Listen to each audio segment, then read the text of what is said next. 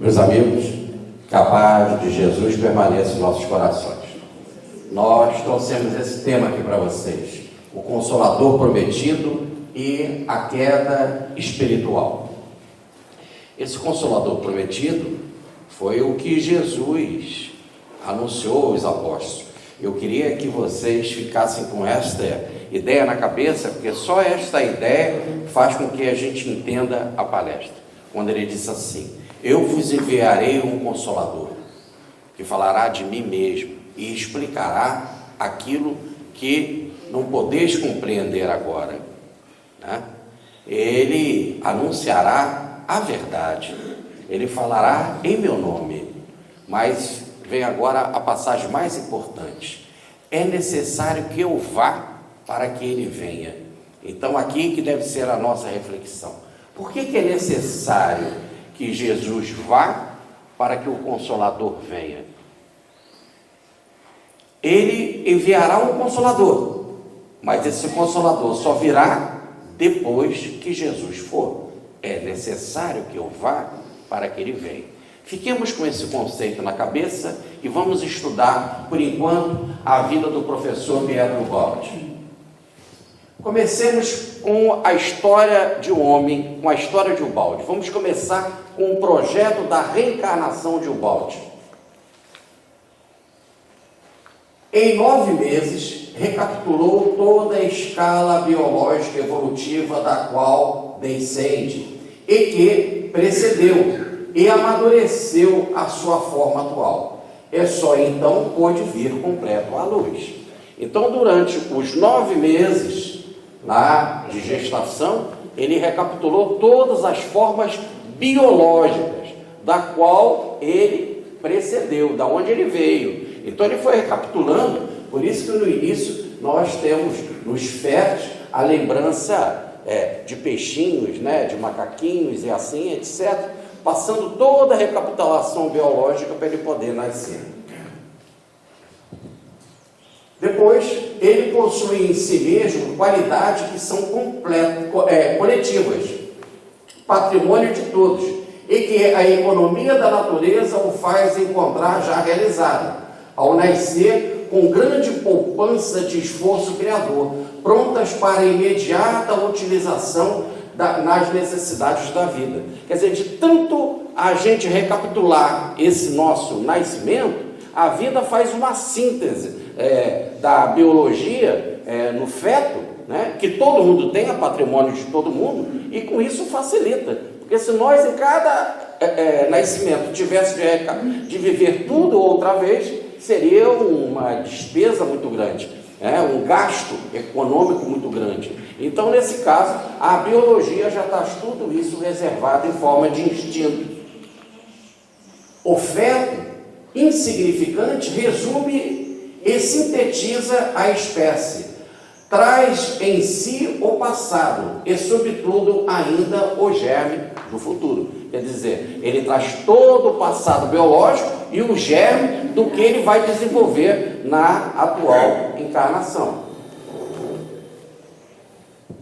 O homem recapitula na infância, repetindo todos os graus de desenvolvimento, não mais a história orgânica, mas a evolução espiritual já feita, que é a própria substância da história da vida, nesta fase superior que a humanidade atravessa. Então, como feto, você recapitula toda a fase de desenvolvimento biológico, e a partir da infância você começa a recapitular toda a fase de desenvolvimento espiritual seu do passado, de outras vidas, de outras reencarnações.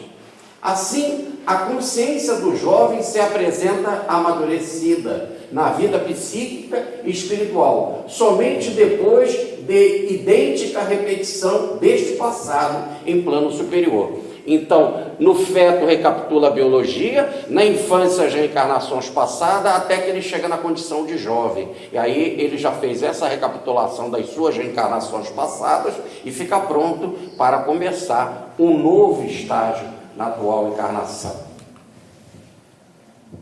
Ele havia nascido na mística Úmbria da Itália, nos fins do século XIX. Penúltimo de numerosa série de filhos. Nascera na simplicidade de uma casa simples, num velho bairro pobre. O Baldi era de família milionária, mas quando ele nasceu, a vida poupou ele de nascer naquele castelo maravilhoso, né? Naquela mansão extraordinária. Ela estava em reforma, então por isso que ele nasceu numa casa simples, né? O seu tipo biológico diz que os que nascem na Úmbria são de tipo intuitivo. A sua influência astrológica, ele nasceu em agosto, então ele é leão. Logo tem a característica do sol, do reinado, da criatividade.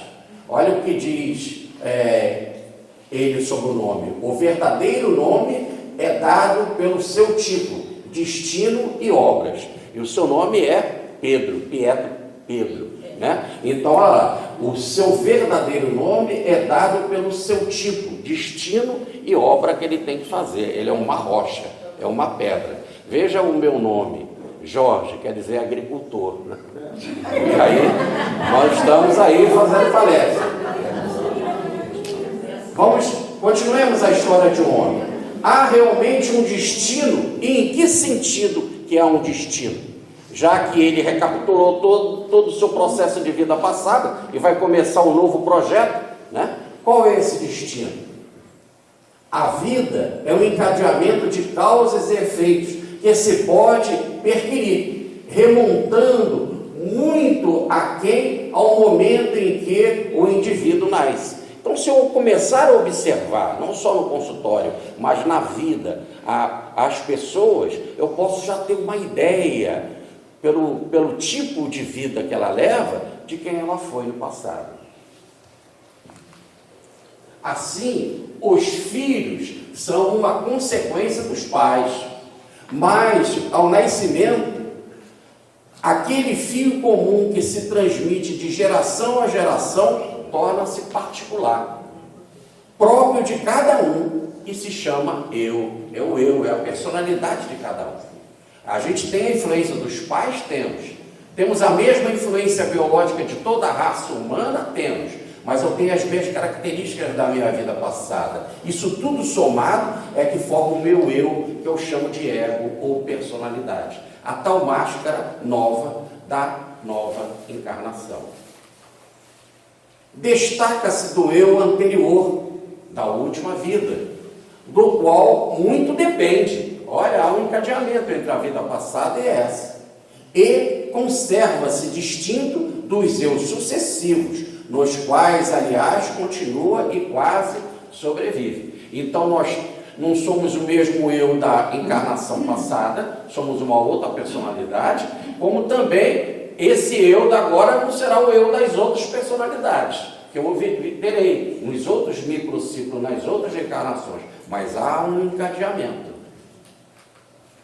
Ora, naquele eu, ele está falando dele, de Pedro, que é estritamente nosso, a parte que é consequência do passado, isto é, a constituição fundamental do germe, da qual deriva o tipo de personalidade, está já então fora do nosso livre-arbítrio. Aí não tem jeito. Depois que se forma esse eu, essa atual personalidade, é o que você tem que viver, e isso é determinismo.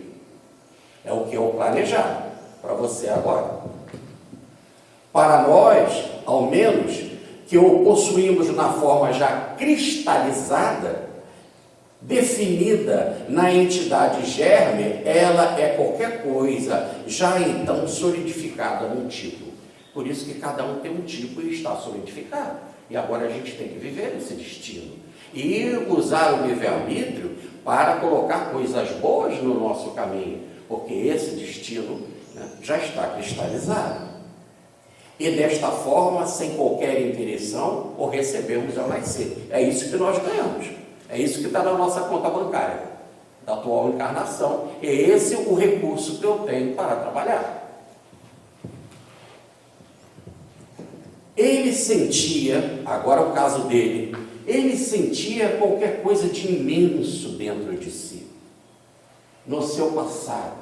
E uma tão vasta complexidade no próprio eu, que levou muito tempo a reencontrar-se, e não pôde fazê-lo senão lentamente, laboriosamente, parecendo, enquanto isso, inépito, tímido, medíocre. Olhava aquela criança que parecia fraquinha, mas ele estava pensando no mundo imenso. E como o seu passado era imenso, de uma evolução extraordinária, ele levou muito tempo para tomar consciência ou ciência desse passado.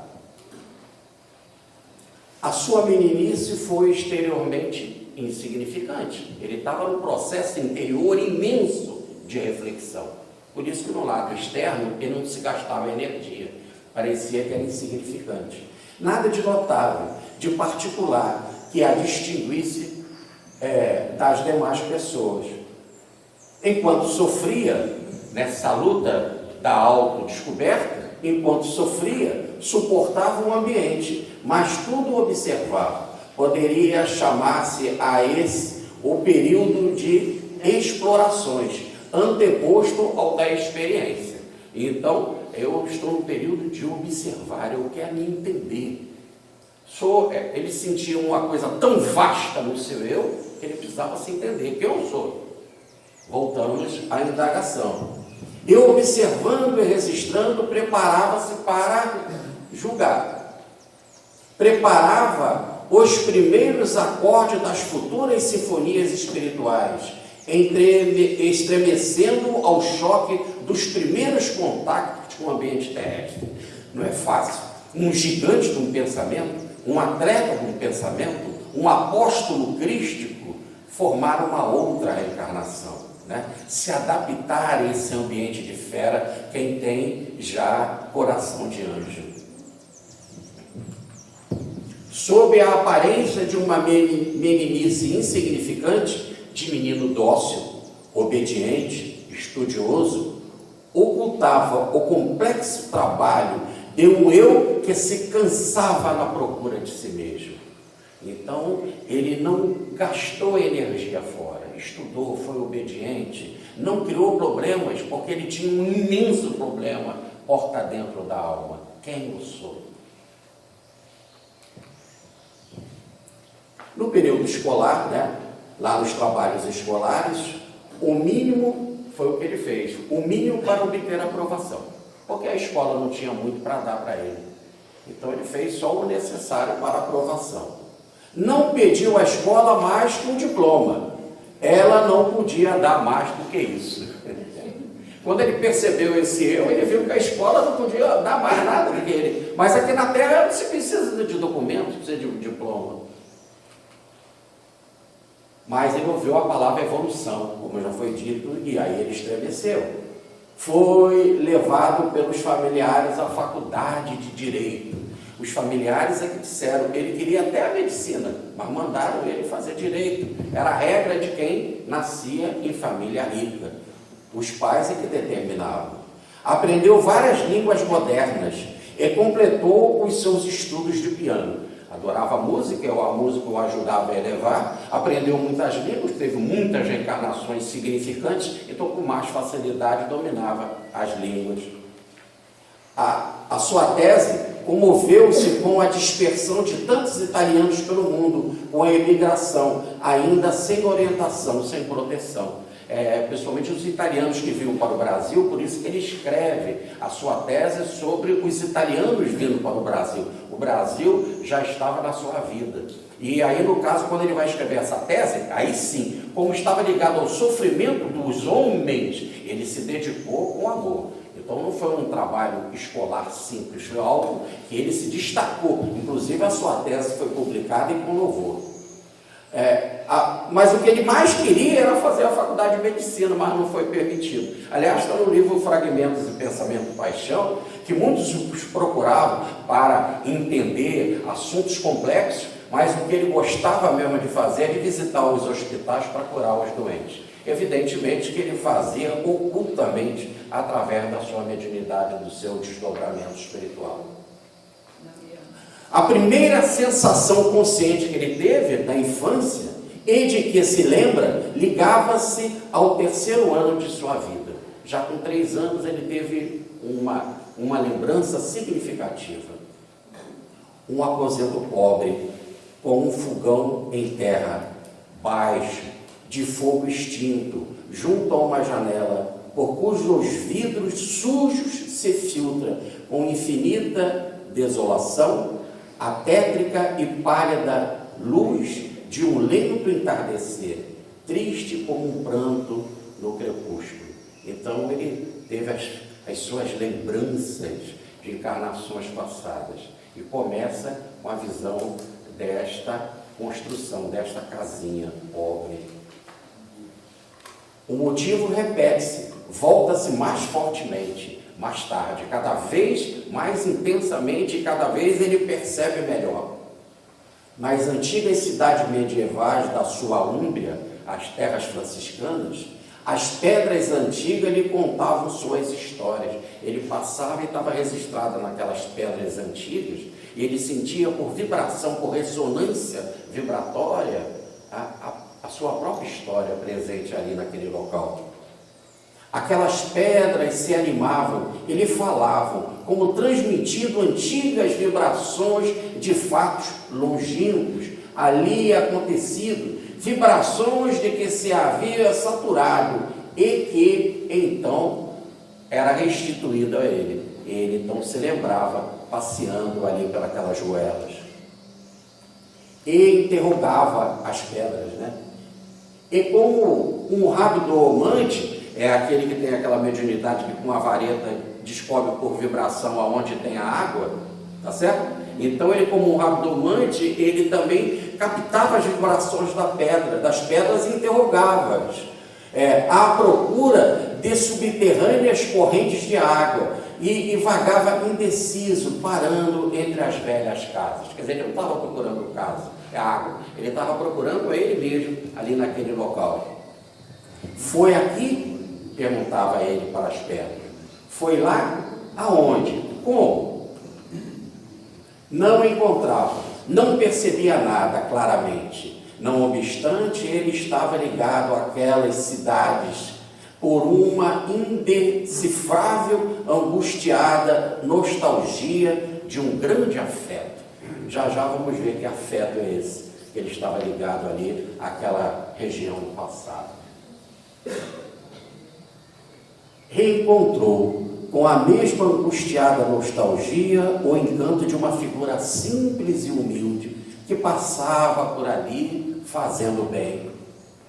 Irradiava tamanho esplendor espiritual que todas as trevas se dissolviam ante ela, todos os terrores se dissipavam, os ódios desapareciam e as dores eram consoladas.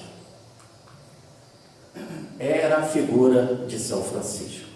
Então ele viveu ali no tempo de São Francisco, e aquelas pedras resistavam à presença de São Francisco. E na sua vida ele a seguiu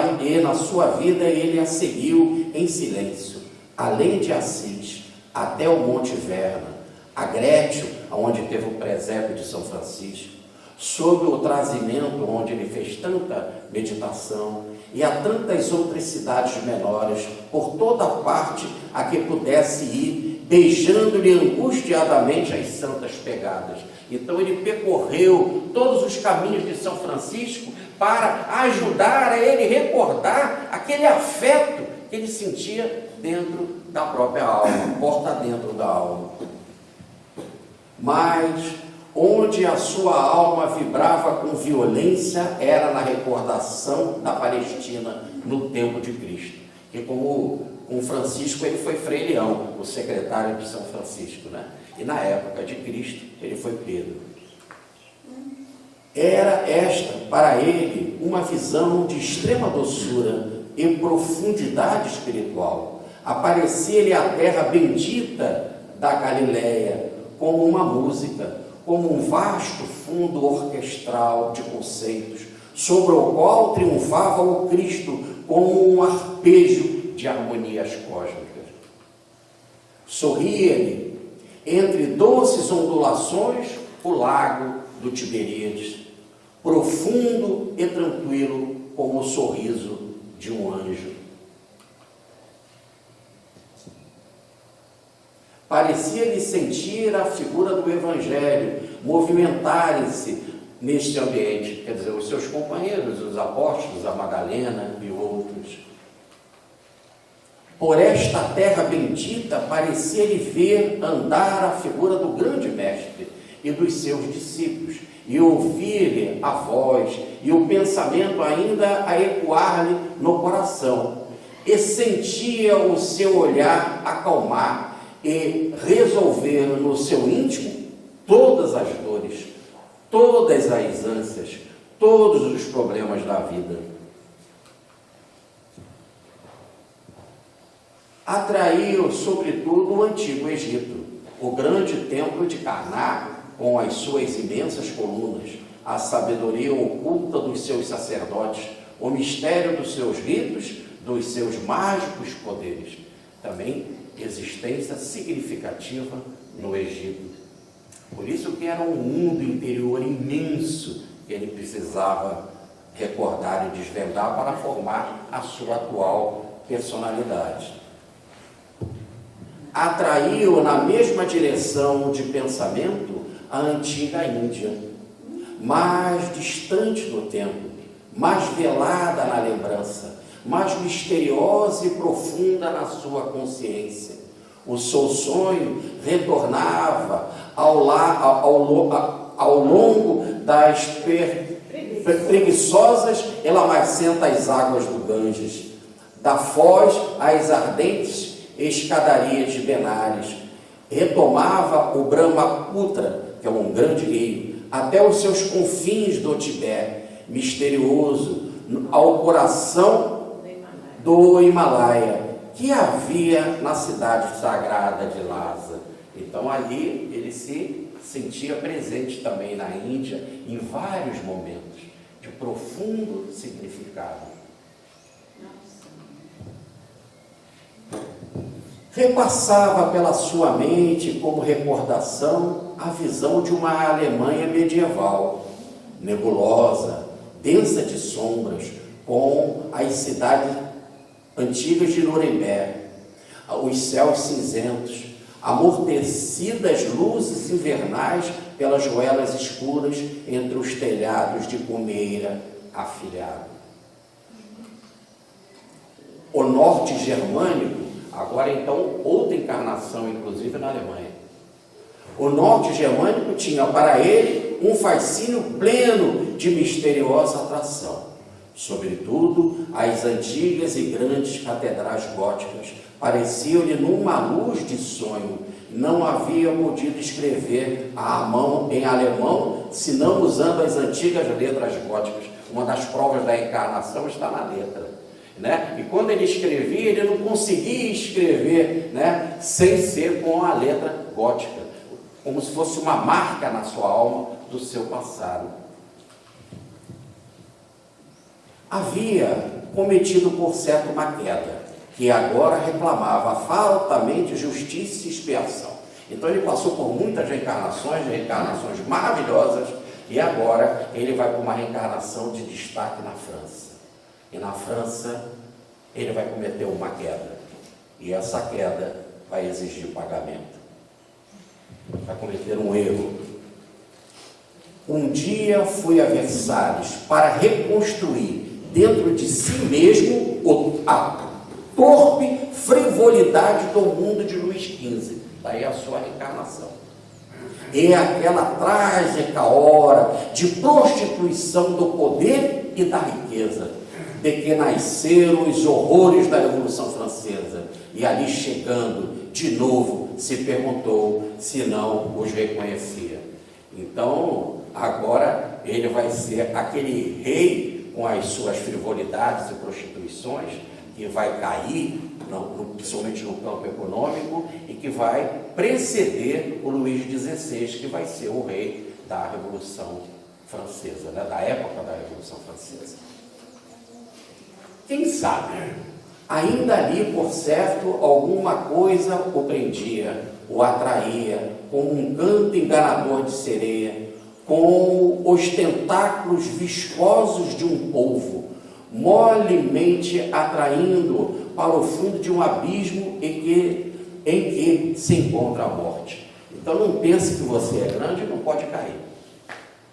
Quando ele estava envolvido com assuntos religiosos, ele foi triunfante. Mas quando se envolveu com assuntos econômicos, teve queda bárbara, horrível, e que exigia pagamento. Mas por que a vida coloca as pessoas nessa situação? Porque nós temos que aprender de tudo, temos que ser forte em tudo. Precisamos voltar a ter dignidade da origem, de filhos de Deus, de seres integrais. Eis o seu período de 20 anos, dos 25 até os 45, o mais obscuro da sua vida, exteriormente insignificante, interiormente tempestuoso e trágico. Então, dos 25 aos 45, e nunca precisou trabalhar até os 45 anos, porque era de família milionária, né? Quem olhava pensava que era um menininho rico, mimado, não fazia nada. Ele estava nessa profunda dor de reconstruir e entender a sua queda, o seu erro econômico, para ele poder dar o grande passo na vida e se reajustar. Então a sua encarnação de Pedro Bode não é só trazer verdades para nós, verdades espirituais significativas, que ele aprendeu também no passado e que estava preparado para receber no presente, mas tinha de reparar o seu grande erro, principalmente na área da riqueza, do poder. Sempre estamos a sós em face do nosso próprio destino. Vamos lá. Primeiro, compreender o nosso destino. Eis a forma para todos nós. Primeiro, nós temos que compreender o nosso destino. Depois nós temos que atuar. E depois nós temos que sofrer, que é experimentar. Então, pense, compreenda quem é você. Busca ajuda nos livros, busca ajuda na meditação, busca ajuda psicológica, se for o caso. Autocompreensão. Depois vai atuar, vai viver, né? E aí é nesse viver que vem o sofrimento, como foi dito na palestra. A dor é a grande porta para a nossa libertação. De fato, somos nós mesmos que, nascendo com uma dada constituição física e moral, trazemos já em nós, definidos e localizados, os pontos de menor resistência, a nossa força ou a nossa fraqueza, já implicitamente assinalando a nossa vitória ou a nossa condenação. Então, se você viveu muito bem determinadas atitudes, o seu karma vai ser fácil naqueles pontos, naquilo que você teve dificuldades e que você errou, esse seu karma será difícil naqueles pontos. É assim, e aí é naqueles pontos difíceis que nós temos que refletir, nós temos que compreender, nós temos que atuar e sofrer para experimentar. O ambiente prova indistintamente todas as pessoas. A nossa resposta é que é diversa. As causas da dor estão em nós. Todos têm isso dentro de si. Cada um vai reagir de uma forma. O significado da atual experiência dele era, sem dúvida, em primeiro lugar, de expiação. Todo mundo vê, Pedro Bode é missionário para a gente. Para ele mesmo, era expiação. Ah lá, o significado da sua atual experiência era, sem dúvida, em primeiro lugar, de expiação. Dada a sua posição, assim, estreitamente individual, a sua vida era uma prova dolorosa para ressarcimento de equilíbrios perturbados, para correção de experiências erradas, para atingir a assimilação de novas experiências, dirigidas agora em sentido oposto, difíceis de suportar, mas destinadas a construir na sua alma qualidades mais elevadas que ainda lhe faltavam. Quer dizer, aquilo mesmo que ele errou no passado, agora ele tinha de reconstruir. E não só reconstruir, vencer, porque por enquanto que não vence, ele não atinge esse novo patamar. a sua via não podia ser outra senão a da cruz, do sofrimento. Em meio a tantos caminhos diversos, de tantos homens diversos, este era o seu tipo de destino. O tipo do seu destino. E disso nós não temos como fugir.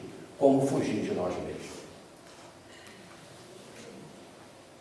Os médicos, a família rica, levou logo para os médicos achando que ele era doidinho. Os médicos giravam-lhe em torno, haviam 20 anos, sem compreender nem concluir nada. E ele pacientemente se transformara em campo experimental das suas infrutuosas tentativas e em fonte de rendimento para os médicos. Despesa e sofrimento, o único resultado. Ele não tinha lesão alguma. A chave estava num dissídio no funcionamento mais íntimo das trocas celulares. Quase um dissídio entre espírito e matéria, entre o aparelho elétrico, o diretor. Quer dizer, o grande problema dele é que uma alma tão evoluída e que não se encaixava na biologia.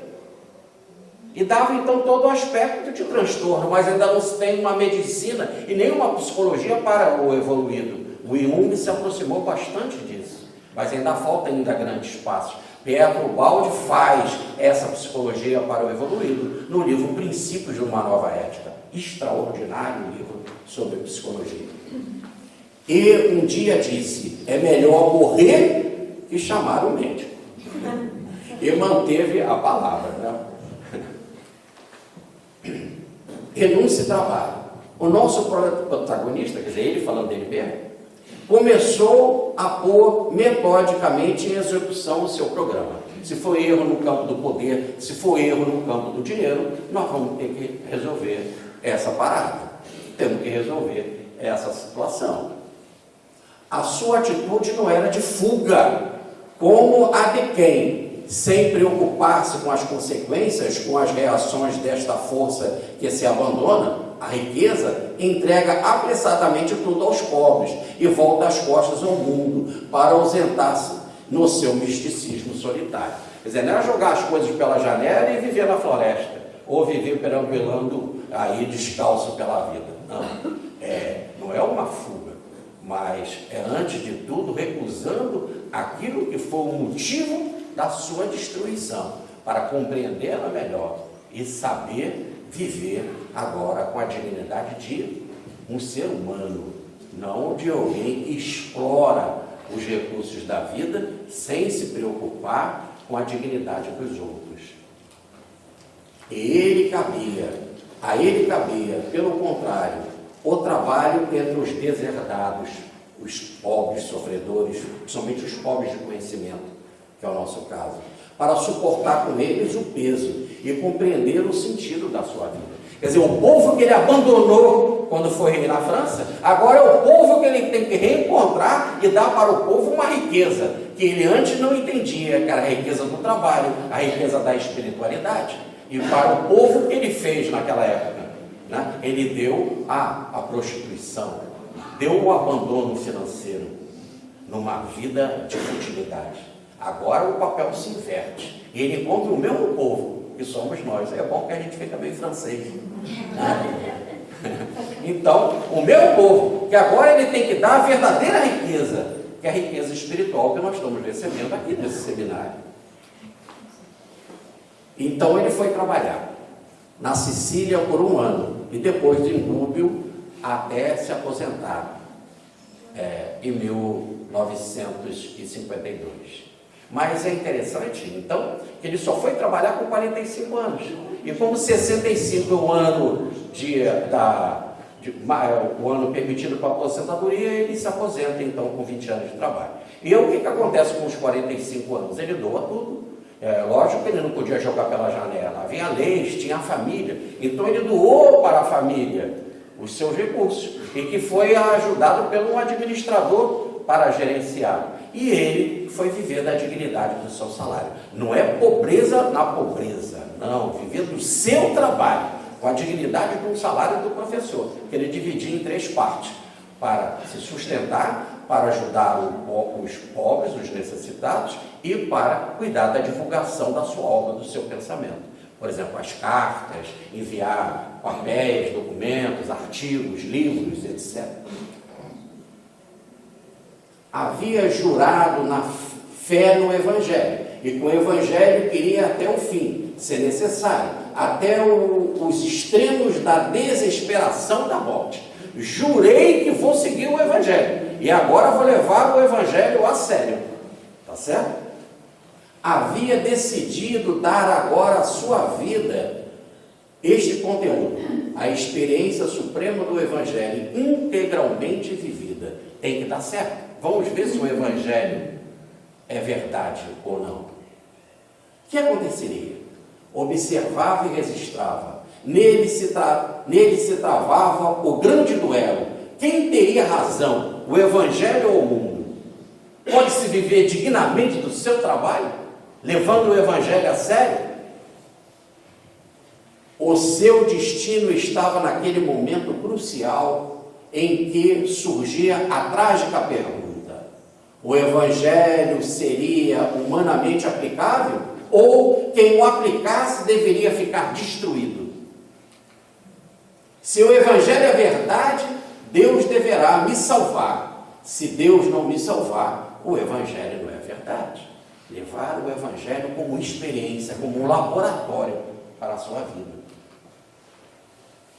Mas o mundo começou a dizer: você está fazendo isso porque você é um inepto, é um louco, não ter mais um lugarzinho próprio, porque tomaram tudo dele, né? Uma inimizade de conhecidos e parentes. Os parentes, muitos ficaram inimigos dele, né? Muitos conhecidos abandonaram ele, ficou desprezado, mas não abandonou o Evangelho, porque nesse momento uma voz íntima lhe falava sempre na alma, e ele se punha a escutar. Em contrapartida, como num equilíbrio de forças, Cristo começou a se manifestar na sua alma. Parecia-lhe ouvir a voz de Cristo. Eram colóquios em espírito, feitos somente de pensamento, sem sons, nem forma de palavras, mas pleno de conceitos e de bondade.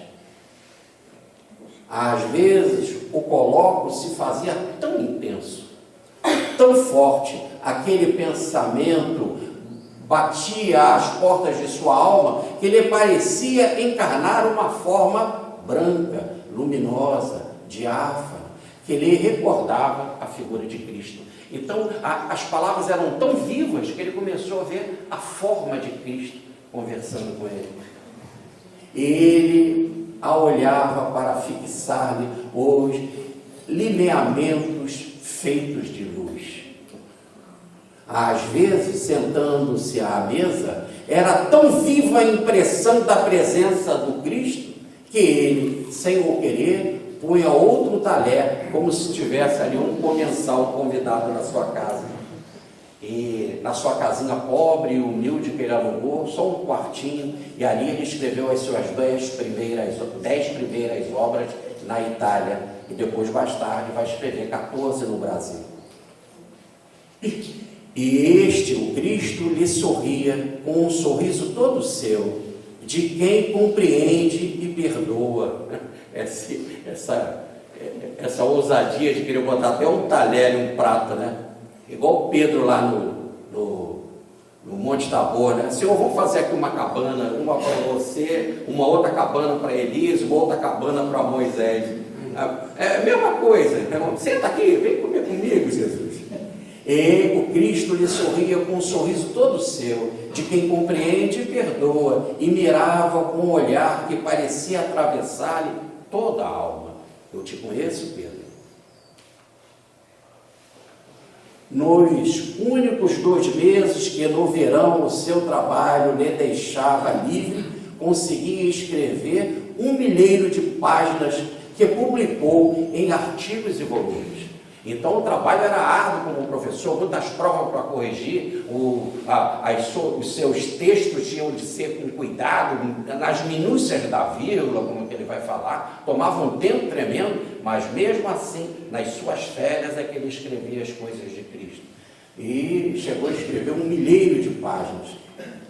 Não precisava senão de tempo indispensável para a compilação material da escrita em 2 vezes. Uma primeira, ilegível para os outros, porque feita com extraordinária rapidez, e uma segunda, cuidada, clara, para dar ao editor. Então, primeiro ele captava e escrevia em alta velocidade, porque o espírito é veloz. Por isso que a psicografia dos grandes médios é veloz. Depois, para poder ser acessível ao editor, ele passava a limpo. O nosso personagem havia chegado a um vértice, e foi a própria altitude deste que o precipitou pela descida da onda, pela depressão que fatalmente se abriu diante dele. Agora ele chegou também no ponto de poder. Mas de que forma? Ele escreveu a grande síntese, escreveu obras maravilhosas, o mundo todo o reverenciava, a sua obra começou a correr o mundo inteiro, a mensagem do perdão até na Indochina foi publicada, a grande síntese publicada no Brasil e na Argentina e na Europa, e então a sua fama, ele achava que estava muito bem, todos o reverenciavam, os cientistas falavam com ele. Olha o poder de volta. E aí, quando chegou esse poder, algo desabou. Quando ele chegou no vértice, lá naquela altitude, precipitou. E de que forma? Ao fim deste período, os motivos nele dominantes, conseguiram sua plenitude. Todos os valores anteriormente acumulados tinham dado o seu rendimento. E tudo aquilo que ele escreveu, inclusive a grande síntese, era fruto do seu conhecimento também do passado. Mas agora ele tinha de escrever uma obra muito maior. Ele tinha ainda de escrever algo que foi o motivo do nosso congresso. Deus, o universo, o sistema, a queda e salvação, o livro Cristo. E para isso ele tinha de crescer muito mais. Aí a dor tinha de funcionar como um alicate para o apertar, para que novos valores surgissem na sua alma. Primeiro ele tinha de desabar desse poder. Deu o que deu. E agora preparar a alma como uma nova fertilização do terreno para germinar coisas muito mais poderosas. E a expansão, exaurido o seu ímpeto, susteve-se. Quer dizer, todo aquele poder de receber a grande síntese susteve. Parou ali. Agora ele precisava, como se fosse num vazio, de tatear para encontrar, para ir além. E além aonde? Cadê esse conteúdo? O que a vida vai fazer para provocar isso? Primeiro, mexer com o tal do poder que ele se encontrava, com a fama. E também com essa capacidade interior de gerar algo mais profundo. A sua posição era o produto de um esforço excepcional. Não podia resistir muito neste equilíbrio de voo. Quer dizer, ele fez um esforço tremendo e apresentou aquelas suas primeiras obras. Não conseguia ir mais nesse voo. Para o triunfo da mediocridade imbecil, Ícaro havia de precipitar-se. Então, ele voou alto, com a grande síntese, no Ures, as Sesimistes, mas agora, será que ele tinha asas suficientes para ir mais alto? Ou o sol ia queimar as suas asas e ele ia despencar? Assim também aquele píncaro espiritual que alcançara exigia que caísse, para que o equilíbrio fosse restabelecido. Ficou sozinho sobre a terra inimiga que o renegara e agora o negava. Veio a condenação no índex da Igreja Católica das suas obras. E na Itália é assim. Necessariamente eles não seguem o catolicismo, mas seguem tudo aquilo que a maldade do índex manda.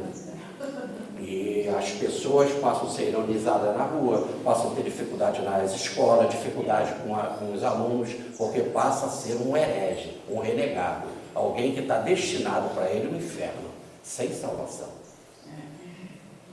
Isso é cultura. Imbecil, mas é cultura. principalmente na Itália.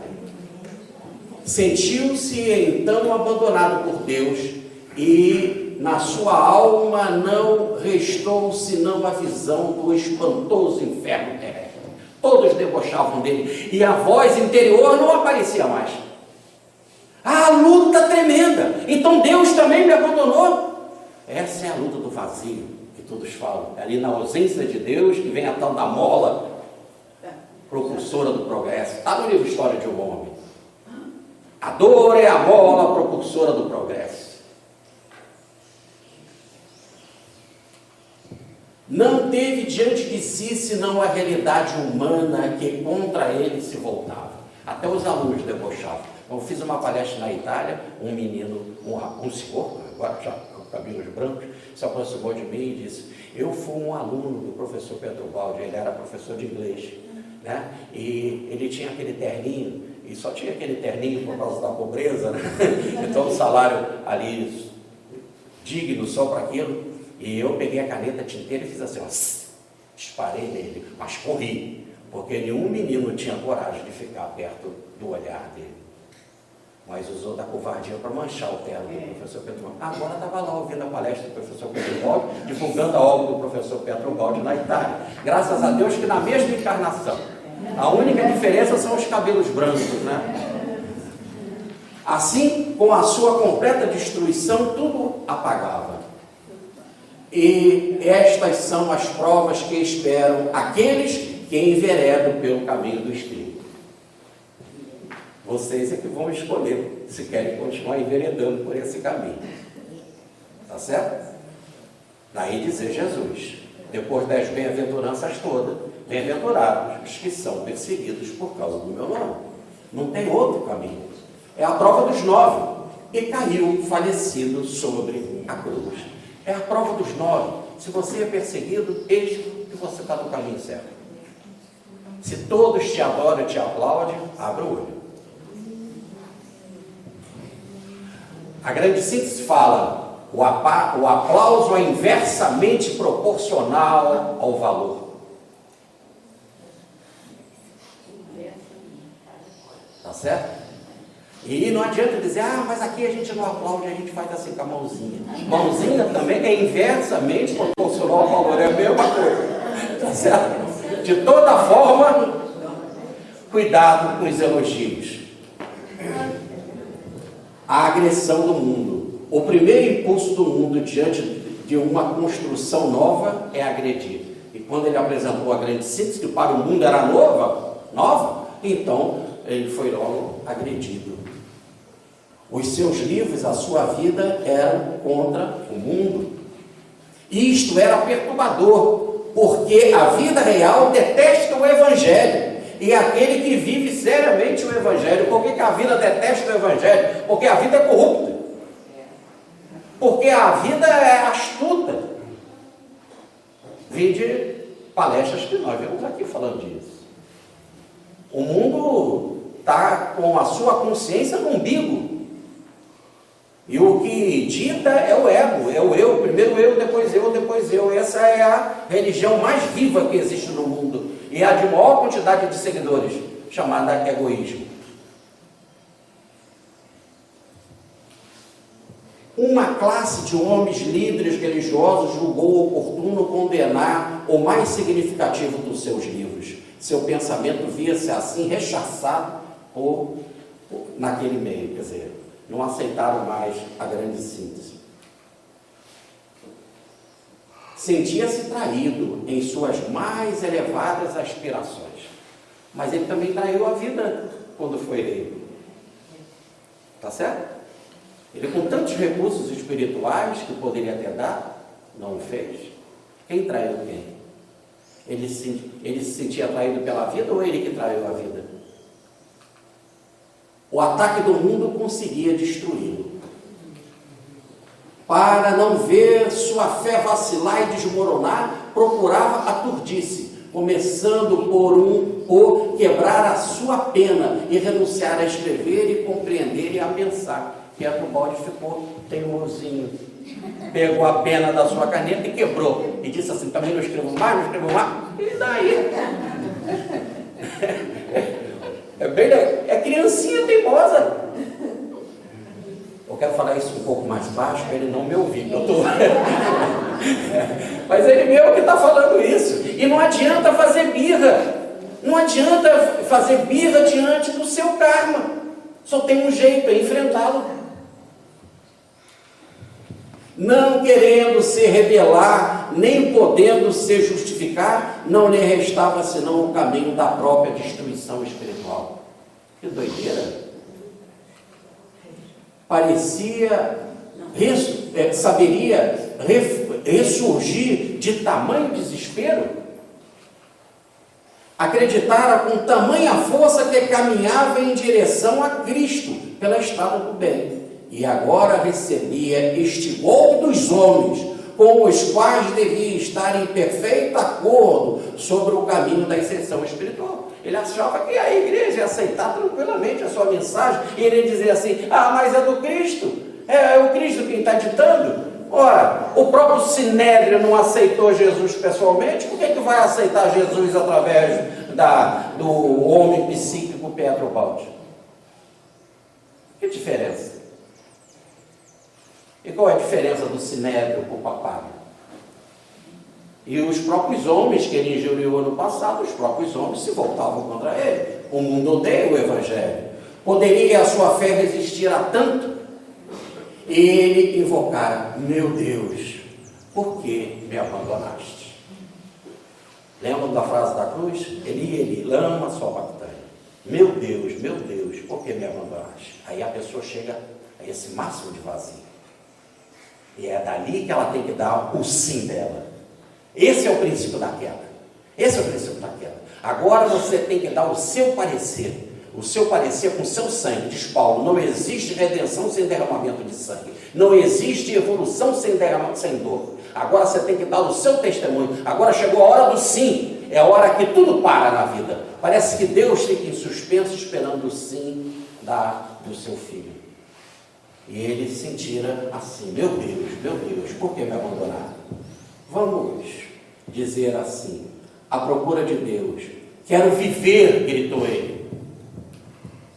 Jamais se procura tanto a Deus do que quando se está perdido. As passadas visões tinham se pulverizado, não via mais nada, porque estava com a mente agitada, porque estava com a mente enfraquecida pela dúvida, pela tristeza. Deus desaparecera de suas sensações.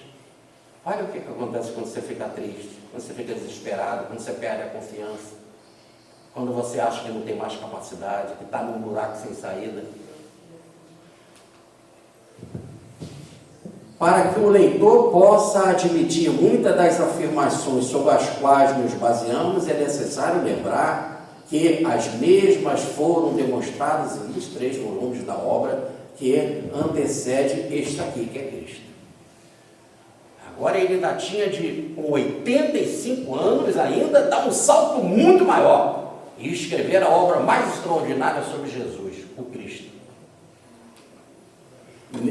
Neste só podemos nos limitar a resumir num quadro sintético a teoria geral da obra, que dessas afirmações constitui a base. Quer dizer, eu tenho muito ainda que produzir. E essa produção em grande escala só pode ser se eu me encontrar. E a própria obra dele é uma busca. Primeiro, podemos dizer a grande síntese. Depois, Deus e o universo. E depois, o livro Cristo. A grande síntese nos inícios dos anos 30. Deus e o universo em 51. O Cristo em 1971. Nas despedidas na hora da morte, com a alma mais sensível. Humildade cristã, o paradoxo cristão, que Jesus, sendo em forma divina, não teve a usurpação de ser igual a Deus, mas esvaziou-se a si mesmo, tomando a forma de servo, fazendo semelhante aos homens, e achando na forma de homem, humilhou-se a si mesmo, sendo obediente até a morte, em morte de cruz. Então, está aí o exemplo. Como que se deve fazer?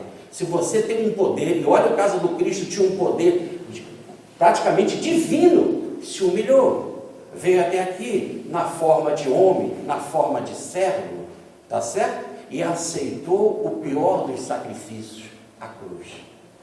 Essa é a humildade, não tem outro caminho. Só tem um caminho para retornarmos ao sistema: humildade. Baixar a Cristo. Aliás, foi a arrogância que gerou a queda. Agora, a humildade é que te eleva ao paraíso outra vez. E o exemplo foi dado por Cristo. Vamos deixar um pouco Pedro Balde e vamos entender agora o Cristo Consolador, que eu disse que vocês tinham de pensar em tudo isso que eu falei, pensando na frase: eu vos enviarei o Consolador, ele falará de mim mesmo, e é necessário que eu vá para que ele venha. Acompanhemos o Cristo, o esposo divino, na palavra de João Batista, o precursor: eu não sou o Cristo, mas sou aquele que foi enviado diante dele, disse João Batista. A esposa pertence ao esposo, quer dizer, nós pertencemos a Cristo. O amigo, que é ele, João Batista, que presta serviço ao esposo e que o atende e o ouve, enche-se de alegria quando ouve a voz do esposo. João Batista estava super feliz que ia começar a festa do céu na terra com a chegada de Jesus.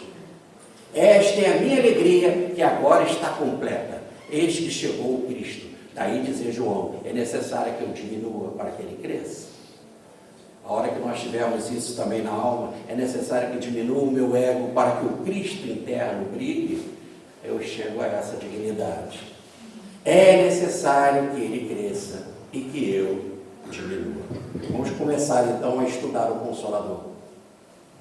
Ora, os discípulos de João e os fariseus jejuavam, e foram e disseram-lhe, no caso a Jesus: por que jejuam os discípulos de João e os fariseus e não jejuam os teus discípulos? E Jesus disse-lhes: podem porventura os convidados das bodas jejuar enquanto está com eles o esposo? Enquanto tem consigo o esposo, não pode jejuar, mas dias virão em que lhes será tirado o esposo, e então jejuarão naquele dia. Jesus estava aqui presente. Tudo que eles tinham dúvida, eles perguntavam: Jesus, o que é isso? Jesus, o que é isso? Jesus, o que é isso? O que é que acontece no seminário? Né? Júlio, o que é isso? Rogério, o que é isso? Marcelés, o que é isso? Pronto. Agora é necessário que ele vá, porque se ele não for, você não corre atrás de você mesmo aprender. Por isso que os congressos precisam acabar. Por isso que a mensagem do Cristo teve de ir. Por isso que Cristo teve de ir embora. Para que agora a gente, com a mensagem dele, se faça Cristo. Porque só assim eu me transformarei em Cristo. Cristo não pode me pegar e, como uma massinha que criança usa no jardim de infância, e fazer um cristinho. Não pode. É uma construção interna de cada um. Convém que eu vá, então. Todavia digo-vos a verdade, que vos convém que eu vá. Porque se eu não for, o Consolador não virá a vós, mas quando eu for, vou-lhe enviarei. Então o maior Consolador não é necessariamente o Espiritismo, porque muita gente conhece o Espiritismo e ainda não resolveu o processo da sua evolução, ainda não tomou jeito. O maior Consolador é quando ele vem dentro de nós. Então é necessário que eu vá, é necessário que o professor vá embora, o aluno fique sozinho fazendo prova, para mostrar que tem capacidade, e aí ele ganha um diploma. É ele ganhar um diploma de que venceu a sua aprovação. Se um professor não for e fica fazendo a matéria para o aluno, quando que o aluno vai ser um dia um médico? Quando vai ser um engenheiro? Quando vai ter a dignidade de ser um homem? Se o Cristo não for, quando que nós vamos ser Cristo?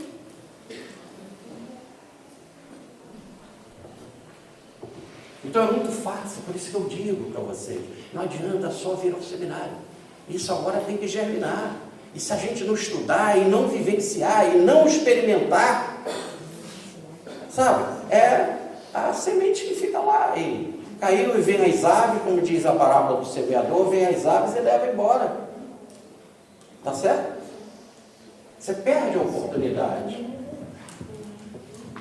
O Espírito da verdade ainda tem muito que vos dizer, mas vós não podeis suportar agora. E cada vez que nós vamos nos despertando, a gente vai suportando mais conhecimentos. Mas quando vier aquele Espírito de verdade, ele vos guiará em toda a verdade, porque não falará de si mesmo, mas dirá tudo o que tiver ouvido e vos anunciará o que há de vir. Então, você que tem que agora ter um Espírito verdadeiro e não mais um Espírito mentiroso, tomado por várias capas que te ensombreiam e te mancham e que não permite que você veja. Agora, você vai ter que fazer um jejum, um esforço, tá certo? Um jejum das coisas do mundo, um jejum das materialidades, para encontrar a verdade que porta dentro da alma. Ele me glorificará, porque há de receber do que é meu, e vou-lo há de anunciar. Tudo quanto o Pai tem é meu, por isso vos disse que há de receber do que é meu, e vou-lo há de anunciar. Porque tudo aquilo que Cristo nos falou, nós vamos despertar dentro de nós, e vai ser igual o que Cristo falou, porque no fundo eu também tenho o meu Cristo interno, eu sou Cristo em origem, na minha essência, e tudo foi dado pelo Pai, que deu para ele, para Jesus, e que quer dar para a gente também, e que deu já para a gente, está dentro de nós, eu só tenho que descobrir. Eu rogarei a meu Pai, e Ele vos dará outro Consolador, para que fique convosco para sempre. Quando você desperta espiritualmente, é para sempre. Está certo? O Espírito de verdade, que o mundo não pode receber, porque o mundo é mentiroso, o mundo é da mentira, porque não o vê e não o conhece, o mundo não sabe nada da verdade, o mundo sabe da mentira, da trapaça, mas vós o conhecereis, porque habita convosco e estará em vós. Então, habita convosco, está dentro de nós essa verdade, esse Espírito de verdade. Eu não tenho que procurar, daí dizer no Cristo, se alguém disser, ele ali, ele acolá, não vá, não crede, antes de tudo ele está dentro de vós. É isso que você precisa despertar. Então é necessário os jejuns, os mestres irem embora, tá? Senão, se fosse assim, o balde ficava aqui sempre, fazendo palestra, tirando as nossas dúvidas, mas o mundo não ia aguentar mais, ia meter ele na cruz, tá certo? Como fizeram com Cristo. O mundo também não suporta ficar ouvindo por muito tempo essas coisas que são contrárias ao mundo. Não vos deixarei órfãos, voltarei a vós. Ainda um pouco e o mundo não me verá mais, mas vós me vereis, porque eu vivo e vós vivereis. Naquele dia conhecereis que eu estou em meu Pai, e vós em mim, e eu em vós. Formamos uma unidade coletiva. O Pai, Jesus e nós. E aí formaremos a grande família universal, o tal do reino de Deus. E é necessário despertar isso em mim mesmo. Por volta da hora 9, clamou Jesus em alta voz, dizendo, Eli, Eli, lema sabactani, isto é, meu Deus, por que me desamparaste? E Jesus, clamando em alta voz de novo, liberou o Espírito. O que nós passamos aqui o tempo todo falando nesse seminário é aprender a liberar o Espírito, não deixar o Espírito preso no antissistema. O Espírito tem que ser liberado para o sistema, tá certo? E aí, na cruz, quando parece que tudo estava perdido para Cristo, ele fala essa frase, meu Deus. E aí vocês poderiam dizer, mas essa frase é de desespero, meu Deus, por que me desamparaste? E ele libera o Espírito para ir para o sistema. Então tem alguma coisa errada nessa interpretação dessa frase. Continuemos, está em Mateus. Vamos para Marcos. E na hora 9 clamou Jesus em grande voz, Eloi, Eloi, lema sabactani. Um em hebraico, o outro em aramaico. que é interpretado: ó meu Deus, por que me desamparaste? E Jesus, soltando um grito, projetou o Espírito. E o que é importante é projetar o Espírito. Fora desta gravidade que foi nos ensinada aqui, fora desta atração magnética do antissistema, e ser liberado para o sistema. E continua Mateus.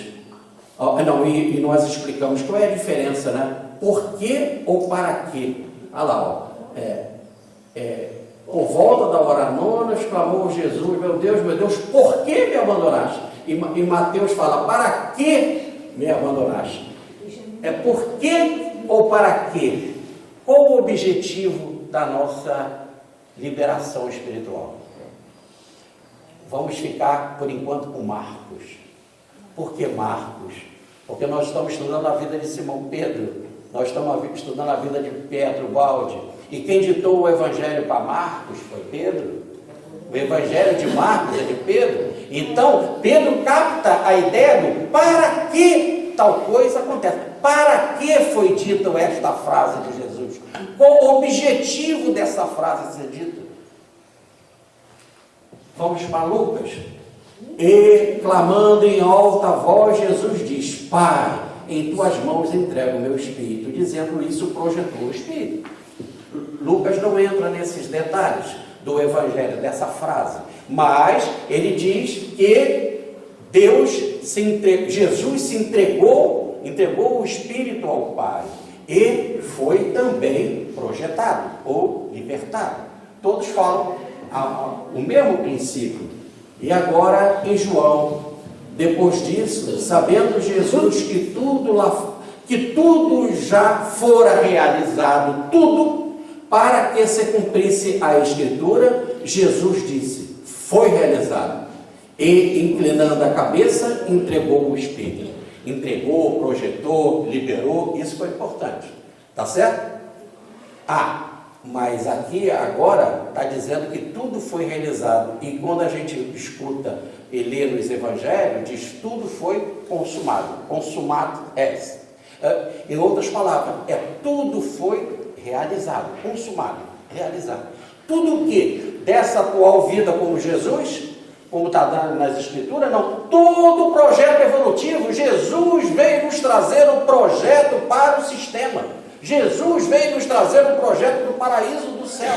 Tudo foi realizado. E o processo final de uma realização evolutiva, o ponto máximo do estágio evolutivo, é quando você chega na porta do sistema e aí você é liberado, é entregue, se projeta para dentro do sistema e acaba o antissistema, acaba o seu processo evolutivo. E foi isso que aconteceu no caso do Cristo. Perfeitamente organizado. A única coisa que fica na nossa cabeça é porque essa frase: meu Deus, por que me abandonaste? Mesma frase que Pedro Balde usou para a vida dele, quando ele estava também num momento de grande dificuldade. E esse grande momento de dificuldade do Cristo é simples assim: meu Deus, por que me abandonaste? Porque agora é o motivo da queda espiritual, é a hora do Cristo dizer o seu sim. Não foi o não que provocou a queda? Não, Pai, não aceito as tuas leis. Não, Pai, eu quero cuidar da minha vida. Não foi o que foi citado aqui de Lúcifer, que caiu dos céus porque fez uma batalha nos céus, porque queria ser maior que Deus? Então é o não que se dá a Deus. Aí agora você cai, faz todo o processo evolutivo, tudo é realizado, e no final dá uma ideia de abandono, um abandono, porque agora é a criatura diante de Deus, e ela, naquele vazio, ela tem que mostrar quem é, para que veio, para que chegou ali. É a hora dela dizer o sim. Tanto que quando Jesus fala: meu Deus, por que me abandonaste? Na mesma hora ele entrega o Espírito. Nas tuas mãos eu me entrego. Quer dizer, houve o sim, houve a certeza. É isso que eu quero. Eu quero dizer um sim ao seu projeto sistêmico. E aí a liberação perfeita. Explica o professor Pastorino. Falam uns da dualidade entre Jesus, ser humano, e o Cristo cósmico, que eu teria abandonado nesse momento, deixando abandonada a sua personalidade terrena. hipótese absurda e até mesmo blasfema, como a divindade pudesse ausentar-se de qualquer lugar, especialmente de um ser justo, que estava ali a sofrer. Agora você vai sofrer sozinho porque a dor é sua. Não tem lógica? Não bate? A este tempo o ladrão, que pouco antes falara movido pelo arrependimento, buscando num ímpeto o seu Criador, dirigindo-se a Deus, exclamou: Eli, Eli, lama sabactani, isto é, meu Deus, por que me abandonaste? É o que fala Rustem.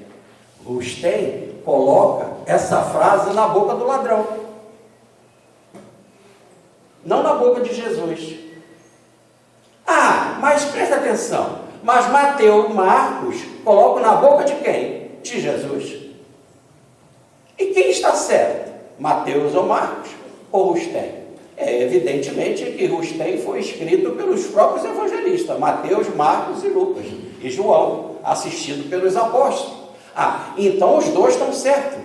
Então poderíamos imaginar que o ladrão arrependido falou: meu Deus, por que me abandonaste? E Jesus também. Mas por que disse isso nessa hora? Por que se fala assim? A questão do desespero, diz Erich Fromm no seu livro O Espírito de Liberdade. É quase inacreditável a ideia de que Jesus tivesse inspirado com palavras de desespero. Erich Fromm, como um judeu e um estudioso da psicanálise, ele não concorda com algo assim. Jesus morreu em desespero? Houve muitos mártires humanos, antes e depois de Jesus, que morreram sem perder a fé e sem mostrar desespero. E por que Jesus fez assim? Assim, por exemplo, lá no Talmud, tanto no Talmud de Jerusalém como no Talmud da Babilônia, assim, por exemplo, o Talmud conta que o Rabi Akiba, ao ser torturado, sorriu. E quando o general romano lhe perguntou por que sorria, respondeu: durante toda a minha vida tenho rezado, amarás a Deus com todo o teu coração, querendo dizer com toda a sua vida, com todas as suas forças. Jamais pude amá-lo com toda a minha vida, senão agora, diante do martírio. E por isso estou feliz. Ora, se o Rabi Akiba sorriu diante do carrasco, porque estava entregando a sua vida por amor a Deus, Jesus vai ficar em desespero? E o próprio ladrão que se arrependeu ficar em desespero? Se foi prometido ao ladrão o paraíso, por que então teria Jesus morrido em desespero como uma expressão de sua condição humana? A resposta a essa intrigante questão, diz Erich Fromm, a resposta a essa intrigante questão parece simples. Ele, como um judeu, vai mostrar que isso é bem simples, que é comum lá no judaísmo. Vamos ver.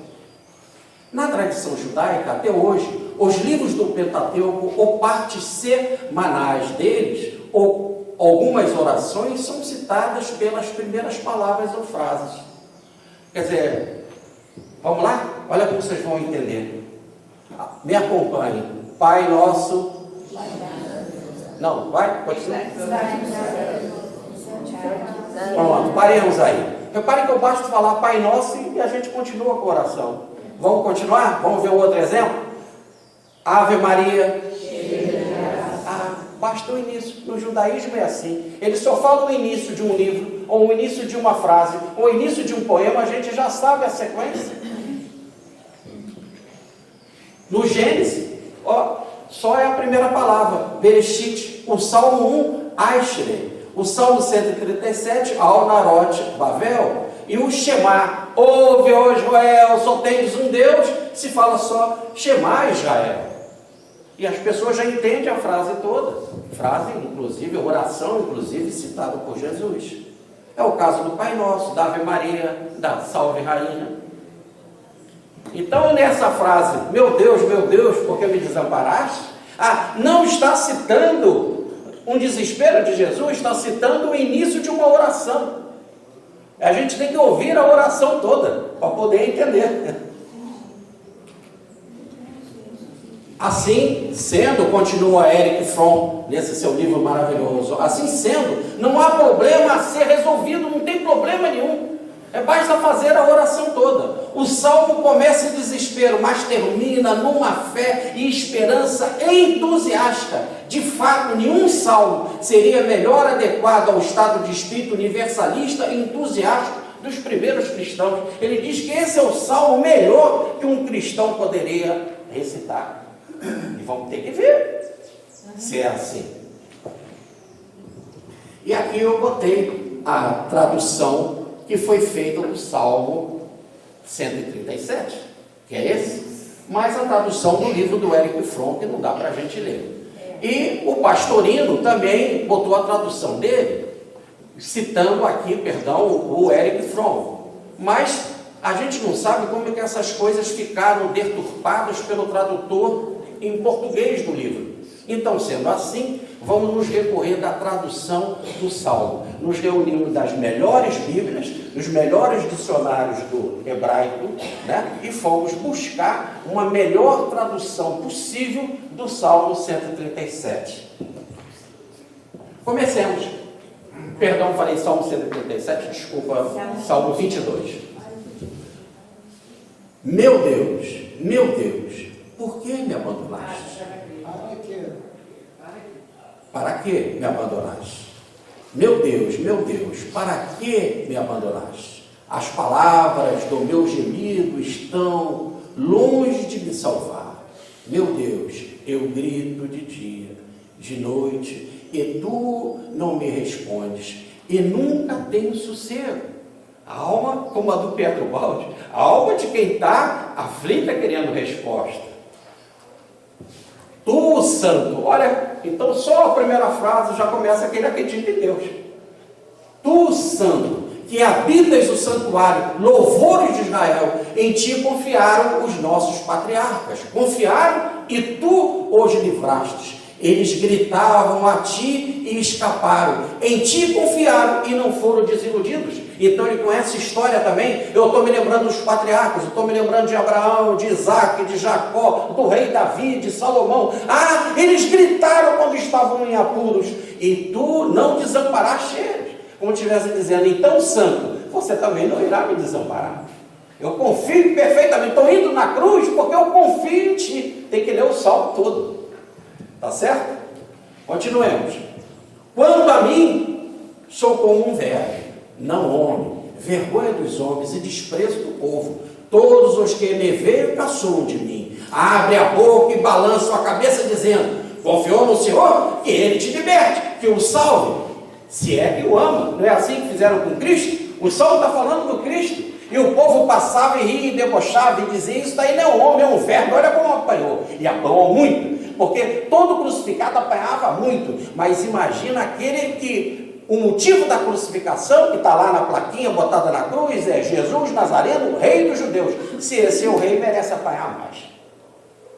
Então estava ali um verme, um trapo pendurado. E todos passavam, se sentiam enojados, balançavam a cabeça, e ainda ria e gargalhava. Ele confiava em Deus, ele fazia a cura, ele se dizia o tal. E cadê agora? Está aí, ó, esse verme. Isso está no Salmo. Tu me tiraste do ventre materno e me fizeste sentir seguro nos seios de minha mãe. Desde o meu nascimento, em teus braços fui entregue. Mesmo antes de nascer já eras meu Deus. Olha a reencarnação. Mesmo antes de nascer já eras meu Deus. Não te afaste de mim, pois a angústia está perto e não há quem me socorre. Então ele só tem Deus. Ali na cruz só tinha alguém, Deus. Não te afastes de mim, ele está pedindo, continues comigo, meu Deus, porque eu sempre fui teu, desde o ventre da minha mãe, a minha vida toda foi contigo. Aliás, antes de nascer, tu já eras meu Deus. Algo extraordinário, fica comigo. Ninguém está comigo, mas você pode ficar comigo. Abba, pai, como ele falou, Abba, pai, paizinho, fica comigo. Muitos touros me cercam, fortes touros de Baxã.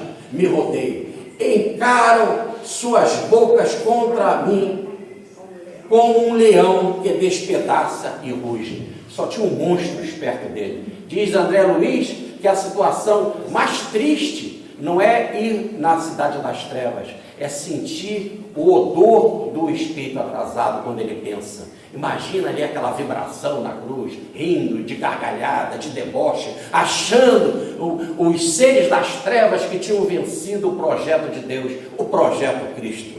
Eram verdadeiros touros, eram leões que queriam despedaçar todo o projeto de bem.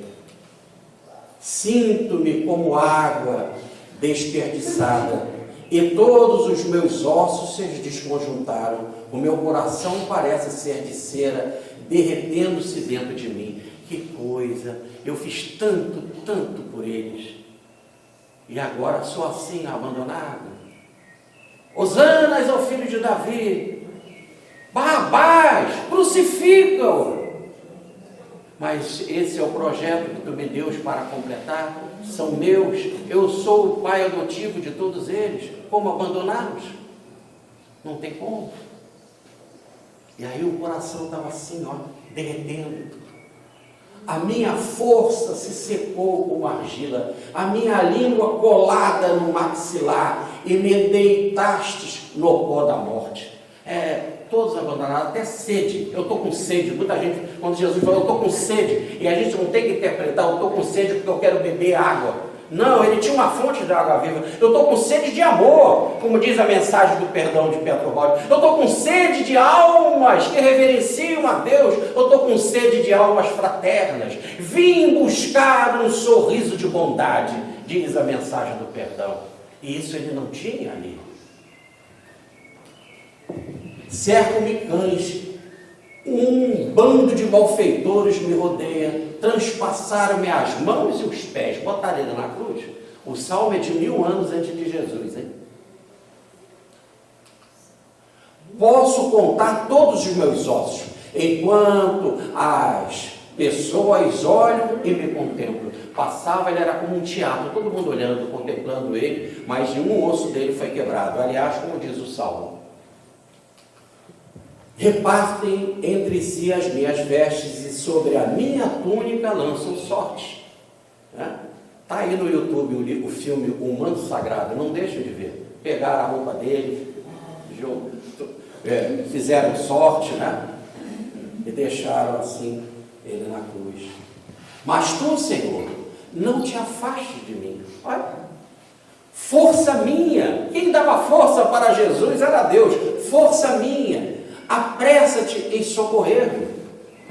Livra minha alma da espada. A alma, não é o corpo. Livra minha alma da espada. E meu ser da força do grande cão caçador, que é o antissistema, a atração do antissistema. Salva-me da boca do leão, que é esse campo gravitacional extraordinário do antissistema, que quer reter a criatura. Sim, e dos chifres do búfalo, que me respondeste. Então anunciarei teu nome aos meus irmãos, louvar-te-ei no seio da multidão. E o que ele vai anunciar para todo mundo? Qual a mensagem que ele tem? Vós que temeis ao Senhor, louvai, reverenciai, toda a descendência de Jacó, temei-o todos vós, descendência de Israel. Sim, pois ele não desprezou, nem desdenhou a angústia do aflito, nem ocultou dele a sua face. Deus não ocultou a face, não foi embora. Antes, quando ele gritou, ouviu. Agora, gritou pela oração que ele começou a fazer, a oração. E é interessante que não só ele fez a oração, mas como essa oração era conhecida e recitada sempre na sinagoga, é interessante que o bom ladrão, ou o ladrão arrependido, conhecia a oração também. E está certo o Rustem quando diz que o bom ladrão, ou o ladrão arrependido, fez a oração, a mesma que Jesus, porque essa é a oração da confiança em Deus. Quem confia em Deus, ora isso. E não quer só essa confiança para si, ele quer compartilhar com os outros, anunciar para os outros. E aí você fala assim, mas como que ele diz? E desamparaste, e dá a ideia de que não viu, é porque vai para uma outra dimensão. Não é um abandono, é como se fosse uma outra dimensão, para forçar o ser, sair como se fosse daqueles quadrantes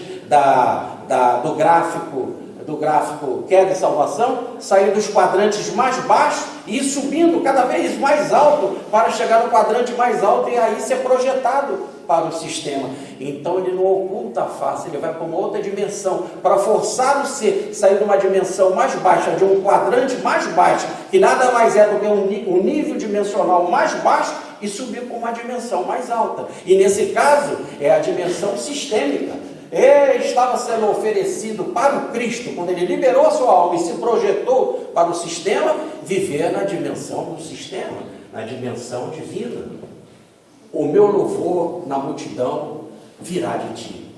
Pagarei os meus votos feitos àqueles que eu temem. Quer dizer, até aquilo que eu vou pregar para a multidão, essa força vem de ti. Os humildes comerão e se fartarão. Os que o buscam louvarão. A vida perene terão seus corações. E vida perene terão os seus corações. Ou melhor, libertação geral, reino de Deus, fartura, a parábola do filho pródigo, uma festa no reino dos céus, né? Matando um boi gordo para comemorar a volta daquele que estava morto e perdido e que agora vive e foi encontrado pelo Pai. Todos os confins da terra se lembrarão e se voltarão ao Senhor, e todas as famílias dos gentios se curvarão diante dele. Então haverá a implantação do reino de Deus na terra. Termina assim Jesus na cruz, olha, dizendo então haverá a implantação do reino de Deus na terra, porque todos, judeus e gentios, louvarão o seu nome, porque do Senhor é a realeza, e ele governa todas as nações, inclusive a minha vida. Todos os que no mundo são grandes na terra comerão, e ante ele se prostrarão, e perante ele se curvarão. Todos os que descendem do pó, que estão em queda espiritual, como também os que não podem mais reter a sua existência. Ou melhor, aqueles que não podem mais reter a sua existência, porque estão sendo de tal forma atraídos pelo sistema e mergulhando no sistema. Terminou existirem, que quer dizer estar fora. Existir. Quer dizer fora. Estire quer dizer estado. Estado fora do sistema. Quando não se pode mais viver nessa condição, se passa a ser no sistema. No antissistema é existência, é vida para fora. No sistema é ser, é vida em realidade, em essência. A posteridade o servirá, falará do Senhor de geração em geração, e o seu reino então será absoluto. Anunciarão às gerações vindouras a sua justiça, o que foi realizado por ele.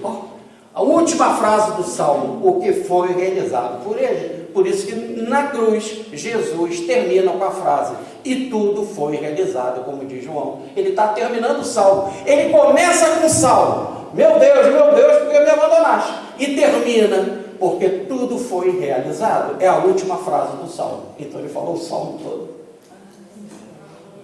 Tá certo? Ele foi de Mateus a João. E não só ele, mas como diz Gustavo, o bom ladrão, ou o ladrão arrependido também. Porque todos aqueles que querem se libertar, têm que ter esse Salmo como roteiro de libertação. Nota do pastoreiro. Ele diz então que no hebraico a palavra é porque ele o realizou, ou porque esse povo foi realizado por ele. Quer dizer, ele não vai fazer isso só com Jesus, mas vai fazer com todos. Então nós podemos até ficar com a melhor tradução de Marcos, mas a de Mateus não está errada. Nota de Eric Fromm. Quando Jesus tomou o vinagre e disse, está consumado ou foi realizado, e inclinando a cabeça, entregou o Espírito. Não parece exagero supor que São João, para evitar a incompreensão, levaria a pensar que Jesus morreu em desespero, tivesse escolhido as últimas palavras do Salmo e foi realizado. Então João, para não deixar a impressão, porque como João escreveu pela última vez o Evangelho, foi o último, né, 40 anos mais ou menos depois dos outros, já havia muito zum daqueles que não conheciam, mais que somente dos gentios, que não conheciam as tradições judaicas e achavam que Jesus morreu em desespero. Como João, sabendo já disso, escreveu 40 anos depois o seu evangelho, então ele, em vez de começar com a frase do desespero, ele terminou com tudo realizado, mas para falar do mesmo salmo, o Salmo 22, tá certo? No fundo, todos falaram a mesma coisa. Diz o professor Pietro Baldi, então: a paixão do Cristo não é um fato fora da lei, pois constitui para ele a última fase conclusiva, ou foi realizado, de um normal e longo processo de maturação evolutiva. Assim, tudo fica dentro da ordem e da logicidade da lei. Continua o professor Baldi, Lucas, né? No caminho de Emaús, os tolos e lentos de coração, para crer tudo o que falaram os profetas. Porventura, não era necessário o Cristo sofrer tudo isso para entrar na sua glória? Dele para com ele mesmo tinha uma outra glória. Então, o que ele fez ele entrar numa outra glória muito maior do que só de governador do planeta Terra, mas uma glória muito maior de ser alguém pertencente à ordem do sistema. Algo de glória muito maior, de se entregar nas mãos de Deus e dizer sim ao projeto divino.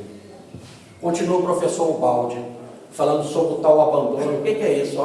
Uma tentativa de salvar Cristo do martírio não vem do Pai, que até chega ao ponto de o abandonar no momento do martírio, quando estava na cruz, para que ele pudesse dizer o sim. Então não é uma revolta do Pai, muito pelo contrário, é um imenso amor para que a criatura possa dar o seu grande sim. Continua Paulo na sua carta aos Hebreus: é ele que, nos dias de sua vida terrena, apresentou pedidos e súplicas com veemente clamor e lágrimas àquele que podia salvar da morte, que é o antissistema, e foi atendido, indo para o sistema, por causa da sua submissão ou por causa da sua humildade. E, embora fosse filho, aprendeu contudo a obediência pelo sofrimento, elevado à perfeição, se tornou para todos os que lhe obedecem princípio de salvação eterna, tendo recebido de Deus o título de sumo sacerdote, segundo a ordem de Melquisedeque. Então Jesus recebeu um título maior, passou a ser sumo, grande sacerdote, por causa do seu projeto, ou melhor, um ser sistêmico. Continua o Baldi: no momento da paixão de Cristo, quando o antissistema parece alcançar o máximo grau, de fato ele perde. Olha o gráfico aí, ó. No momento da paixão, quando o antissistema parece alcançar o máximo grau, de fato ele perde, porque sua vítima está prestes a fugir-lhe. E quando simultaneamente o sistema parece perder, paralisado por aquela destruição, que foi a morte, então ele vence, porque em pouco tempo a vítima estará para sempre fora do antissistema, mergulhada no sistema. Continua o Baldi, foi a fadiga da superação. No último momento da paixão, Cristo ficou sozinho. Meu Deus, por que me abandonaste? A fadiga da superação devia ser toda de Cristo, mas logo depois, eis o consumado est. O tudo se cumpriu, ou o tudo realizado. Sucede, então, o desligamento, diz o Baldi, do antissistema, que perde todo o poder sobre Cristo. Naquele momento em diante, ele é livre e encontra-se no sistema. Esse é o Cristo glorioso. Esse é o Cristo sistêmico, né? Aquele que realizou o projeto da sua evolução e pôde dizer simplesmente: consumado és. Tudo está realizado. Todo o projeto da liberação espiritual. Dizem que houve no Oriente um ser outrora que, sendo espiritual, fez-se homem, embora, e entre os grandes de então das leis, os sábios, sem consultar os falsos alfarrabos, foi mestre, sendo humilde nazareno. Concentração astral que a ciência encerra, ele desceu iluminando a terra e a fé pregando, a fé que nos consola. Ele, o Cristo, era o Verbo, era uma escola, verbo, sol, clarão, verdade, voz do Cristo, visão dos céus, como há de passar o ser humano sem ter luz? Se és estrela, se és farol, se és Jesus, minha alma, pois, vos pede, vos implora, vós que viveis errando lá por fora, fugindo do dever, manchando a história, entrar, que a obra do professor Pedro Baldi, verdadeiro servo do Cristo, que a aliança da fraternidade no seu espírito de liberdade agasalhou, é luz, é paz, é amor, é glória. Fico com Deus e obrigado por tudo, tá?